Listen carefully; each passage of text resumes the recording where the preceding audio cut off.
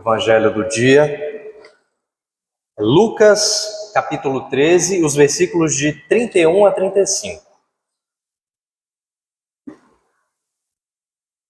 E assim diz: naquele momento, alguns fariseus chegaram perto de Jesus e disseram: vá embora daqui, porque Herodes quer matá-lo. Jesus respondeu: vão e digam para aquela raposa que eu mandei dizer o seguinte: hoje e amanhã eu estou expulsando demônios e curando pessoas, e no terceiro dia terminarei o meu trabalho. E Jesus continuou: mas eu preciso seguir o meu caminho hoje, amanhã e depois de amanhã, pois um profeta não deve ser morto fora de Jerusalém. Jerusalém, Jerusalém, que mata os profetas e apedreja os mensageiros que Deus lhe manda. Quantas vezes eu quis abraçar todo o seu povo, assim como a galinha ajunta os seus pintinhos debaixo das suas asas, mas vocês não quiseram. Agora a casa de vocês ficará completamente abandonada. Eu afirmo a vocês que não me verão mais, até chegar o tempo em que dirão: Deus abençoe aquele que vem em nome do Senhor. Amém. Podeis sentar. Nossa reflexão de hoje tem como título: Como converter uma raposa. E antes de mais nada, que a graça do Senhor Jesus esteja conosco. Como converter uma raposa. Então é intrigante esse título, e vocês vão perceber o quão é importante a gente trabalhar em cima desse tema. E por que Jesus chama Herodes de raposa? As raposas são onívoras. Além de carne, comem frutas e legumes sem qualquer problema. As raposas comem de tudo, inclusive insetos. O que tiver disponível, elas comem. Então elas não têm aquele tipo de problema que algumas pessoas têm. Eu só como se for peixe assado. Se for muqueca, eu não quero. Eu só como se for um arroz à grega. Se for um arroz puro, eu não quero. A raposa não. Ela come de tudo. Roubar ovos é questão de oportunidade diante de escassez de alimentos. Então a raposa tem essa fama, né, de ladra de ovos. Mas aqui a gente vai percebendo que ela não é só uma ladra de ovos, né? Ela come de tudo. Mas então, diante de escassez de alimentos, ela vai procurar algum lugar onde tenha um alimento disponível. Mais que isso, os ovos são uma fonte rica em proteína que não tem pernas para fugir. Não é mais fácil caçar ovo do que correr atrás de uma lebre? Não é muito mais fácil? Então, o galinheiro é um lugar propício, fácil, um atalho para a raposa se alimentar. Enquanto Deus deseja acolher e proteger a humanidade sob suas asas, Herodes age como uma raposa que rouba os ovos do galinheiro, buscando impedir o nascimento de novos pintinhos. Então, quando Jesus chama Herodes de raposa, ele quer nos comunicar, ele quer comunicar aos ouvintes, ele quer denunciar que Herodes age contra a vida. Que Herodes é um agente de morte. Esse governante rouba a vida, a dignidade do povo, criando barreiras que levam as pessoas a resistirem ao chamado de Deus por se sentirem desiludidas e sem saída.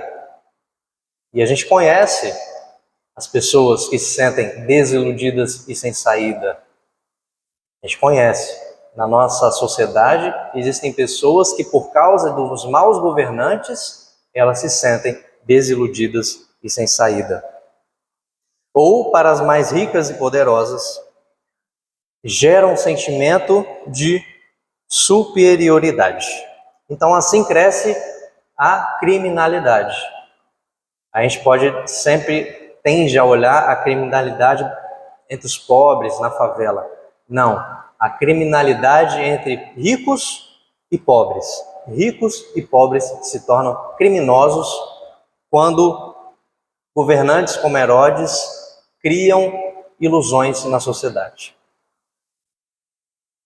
E a gente então tem um sistema onde os ricos ajudam uns aos outros com corrupção, tirando dinheiro do pobre, e onde o pobre, desiludido, passa a roubar.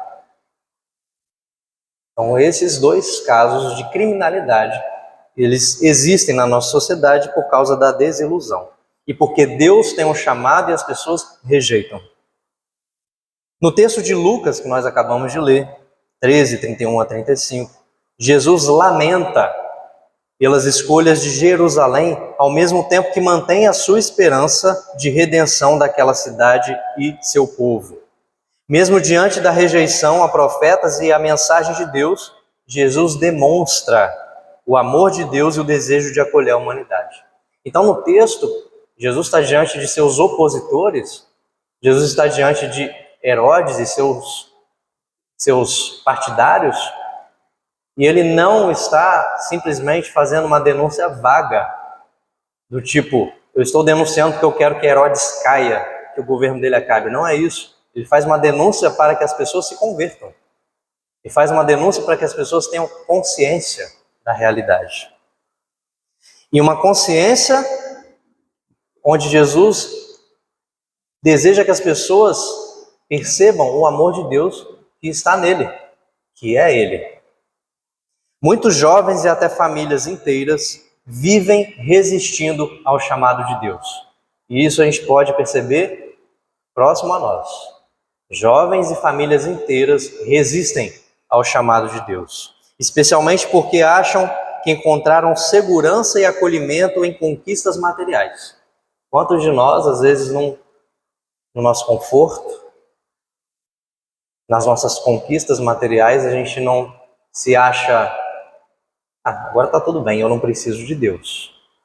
Eu não preciso de participar do chamado. Eu não preciso de participar de nada que envolva a missão que Deus faz. Então, jovens e famílias inteiras, eles rejeitam o chamado, porque vivem, se acham seguros nas conquistas materiais. Em geral, essas pessoas não se convertem a Deus, pois não percebem que a conversão é mais do que uma mudança de comportamento, pois exige uma resposta prática ao amor de Deus, que chama cada um pelo nome. Deus não faz um chamado genérico. Todos vocês estão sendo convocados para a minha missão. Deus chama pelo nome. Deus vai no coração de cada pessoa e chama. Há muitos exemplos de pessoas que viviam nas trevas e encontraram luz. E podemos aprender com eles para inspirar a nossa própria conversão e a de outras pessoas. E aqui está o grande desafio da mensagem de hoje. Está aparecendo agora para a gente. Como que a gente pode se converter? Que tipo de mensagem nós podemos dar ou testemunho para que não só a nossa conversão aconteça, mas também a gente ajude pessoas a se converterem, a ter uma nova consciência. Um bom exemplo de conversão de uma família inteira é a conversão de Zaqueu. Todo mundo conhece. Ou não conhece. A gente conhece, mas não conhece. Às vezes a gente lê o texto e não percebe o que está presente ali de fato. Um cobrador de impostos rico e desprezado, que se arrepende, devolve tudo o que roubou e muda de vida, impactando sua família, sua comunidade e a sociedade. É um exemplo muito bom, quando a gente extrapola aquilo que está no texto. Quando a gente percebe que a mudança de vida, a conversão de Zaqueu, ela impacta não só a família dele, mas a comunidade onde ele vive e a cidade onde ele vive. E se a gente perceber hoje, esse exemplo dele pode impactar muito mais do que uma cidade. E aí uma pergunta, como essa conversão pode ser aplicada na nossa realidade? Como que esse exemplo de conversão pode ser aplicado na nossa realidade? Se você tem uma vida confortável e rotineira, essa história reflete a possibilidade de mudança e a busca por significado além do materialismo. Ou seja, perceber que todo esse conforto, essas conquistas materiais, elas não têm sentido de verdade. A gente precisa de algo que faça sentido para a nossa vida. É possível, para não ficar com o peso das escolhas erradas, a gente tornar a carga leve. Jesus disse isso. Venham a mim todos os que estão cansados, que eu os aliviarei a carga, o peso. Então está aí uma mensagem simples que pode ajudar na nossa conversão e na conversão de outras pessoas. Um exemplozinho de Zaqueu. E o que você pode dizer para você mesmo ou para alguém que busca essa conversão? Diga que Jesus vê o nosso coração e oferece uma nova direção. Parece uma frase pronta, mas é uma frase ótima. Você dizer para si mesmo ou para outra pessoa que Jesus vê o seu coração, vê o meu coração e oferece uma nova direção. A graça de Deus também alcança os improváveis. Era improvável que Zaqueu fosse agraciado, né? Olhando para aquela sociedade. E quantos improváveis não existem na nossa sociedade, ou na nossa família, ou do nosso lado? Ou às vezes, você pode ser um improvável. Mas isso mostra como a gente às vezes é impactado por essa ideia de viver uma vida de materialismo. Uma vida onde a gente não tem Deus, não tem sentido. Muitos jovens vivem perdidos em busca de prazeres, investindo numa vida de excessos. E isso acontece com a maioria da juventude, de alguma forma. Pode até não viver uma vida de prazeres, mas nós somos sempre instigados a viver uma vida de prazeres, uma vida sem sentido, onde os prazeres não têm sentido, de uma forma efêmera.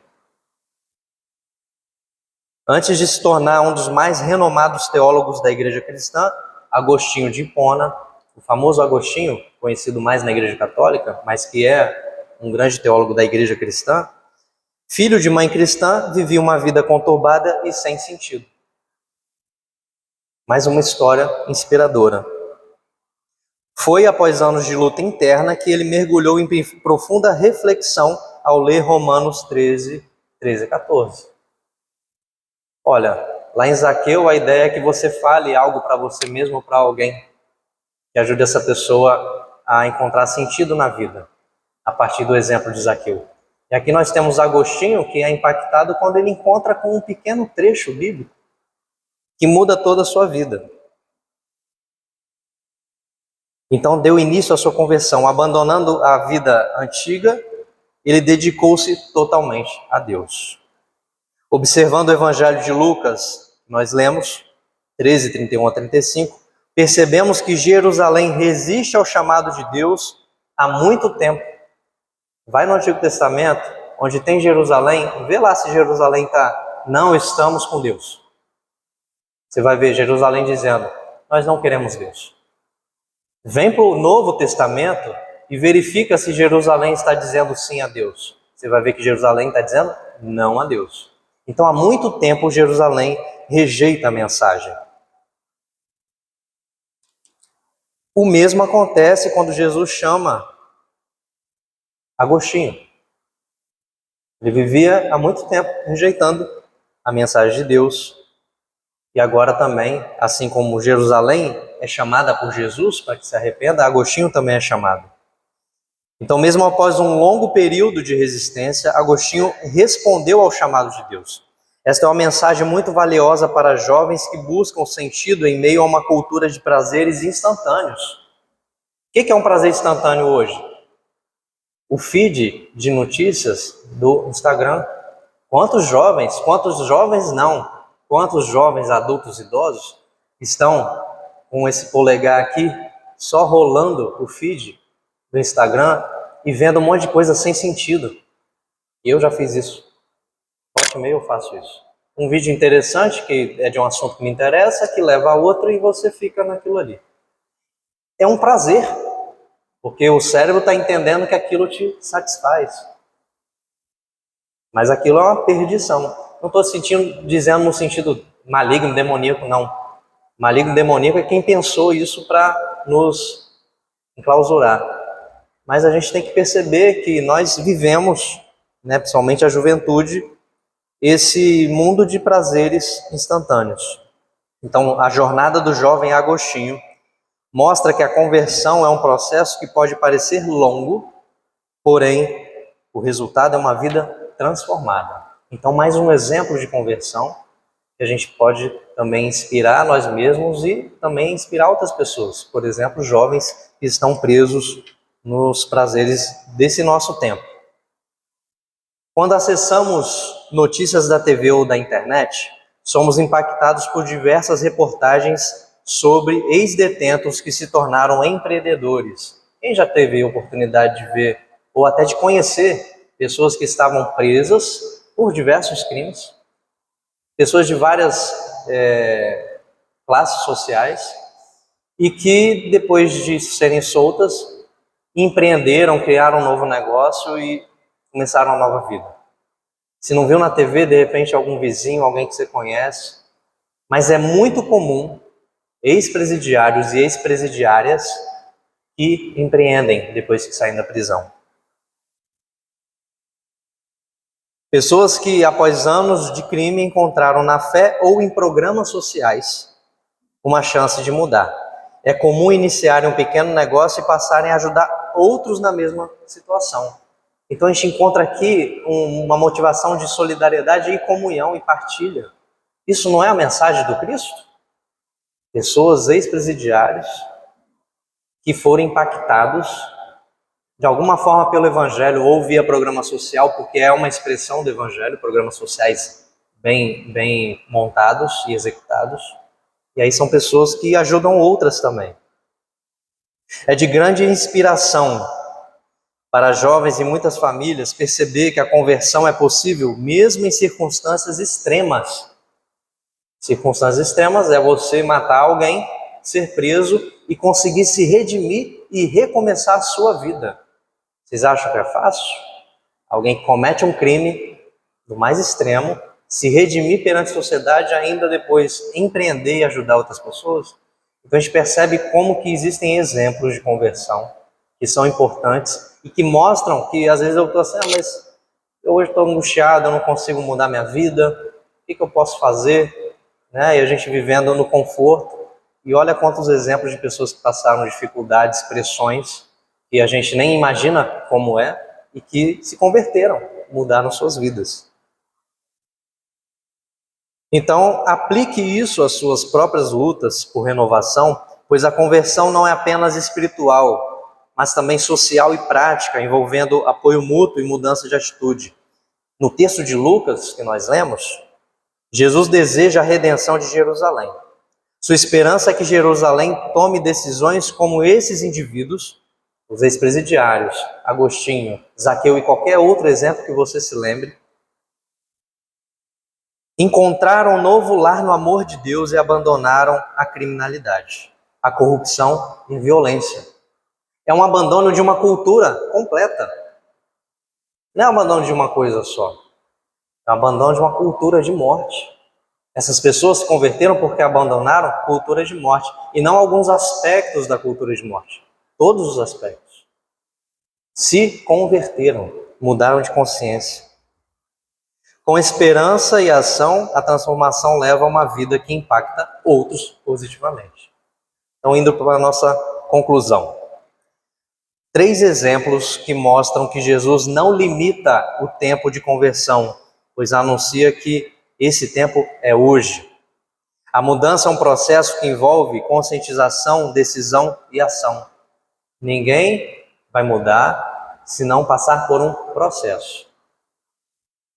Você pode até falar de um testemunho como um estalo, aquele estalo e de repente minha vida mudou. Isso é um resumo, é uma síntese. Assim como a gente fala que Paulo caiu do cavalo no encontro com Jesus e aí a vida dele mudou. Vai ler lá que você vai ver que teve todo um processo de muitos dias, meses, para ele ser aceito entre os cristãos, para ele deixar de ser um mentiroso, um perseguidor, um assassino, para virar um cristão e até chegar ao ponto de ser apóstolo. Então Jesus não limita o tempo de conversão. Então, para jovens e muitas famílias, a conversão pode ser um processo gradual, mas que exige decisão e compromisso para ser efetiva. Sem a decisão e sem o compromisso, nada vai acontecer. E é sim uma decisão e um compromisso pessoal, mas que, lógico, tem que ter apoio. Né? Muitos dos exemplos parecem muito pessoais, né? A pessoa foi convertida, a pessoa se converteu, mas tem pessoas em volta. Né? Zaqueu tinha uma família. Será que na sua conversão a família não o apoiou, não o questionou e não houve um envolvimento? Será que a comunidade não o questionou e de repente depois também não o apoiou na conversão que ele teve? Então é um processo. Cada pessoa pode aplicar isso em pequenas conversões diárias. Por exemplo, e aí um exemplo que vale para muita gente. Trocar a procrastinação por disciplina. E certamente verá como a fé estimula mudanças práticas. Em tempos de você ter que fazer o melhor, ontem o reverendo Reinaldo pregava sobre dar o melhor de si, você ser a melhor versão de você mesmo, né, do desempenho, né, dizendo que isso é balela, e é mesmo. Então, isso gera pessoas que procrastinam, que não conseguem fazer o seu trabalho, que não conseguem desenvolver, porque essa nossa sociedade está nos limitando, porque querem exigir algo que nós não podemos dar, algo que nós não somos. Então é importante pensar dessa forma uma conversão que vai acontecendo gradualmente. O mais importante sobre o tema da conversão presente no Evangelho de Lucas 13, 31 a 35, é que a conversão é um processo acessível, reflete a graça de Deus, que está sempre agindo e promove esperança e restauração, pois nos liberta dos cativeiros internos e externos para viver a vontade de Deus. Por isso é preciso um despertar para aceitar um chamado maior de amor e unidade. Então esse despertar, ele vai acontecer justamente quando a gente entende que a conversão é acessível. Né? Tem pessoas que acham que só vão se converter se entrarem dentro de um sistema. Não, você não pode depender de um sistema. Você depende do amor de Deus, da fé em Deus. Além de impactar outras áreas da vida, a conversão está conectada ao chamado para uma vida de arrependimento e compromisso com o reino de Deus. No entanto, alguém ainda vai perguntar. Eu não sei se alguém aqui perguntaria isso, mas alguém ainda vai perguntar, mas pastor, afinal, você não nos disse como converter uma raposa. Até agora, eu não falei como converter uma raposa. E acho que todo mundo está curioso em saber como converter uma raposa. De fato, não há motivos para a gente tentar converter uma raposa. Um animalzinho bonitinho, que está na natureza, agindo como Deus criou. Para que a gente vai converter uma raposa? Não é possível, não há motivos, porque na natureza tudo vai bem. Na natureza que Deus criou, não na que a gente interviu. Por quê? Na natureza que a gente interviu, nós criamos o galinheiro. Não foi isso? Nós criamos um galinheiro. Nós inventamos o galinheiro com cercas e portões.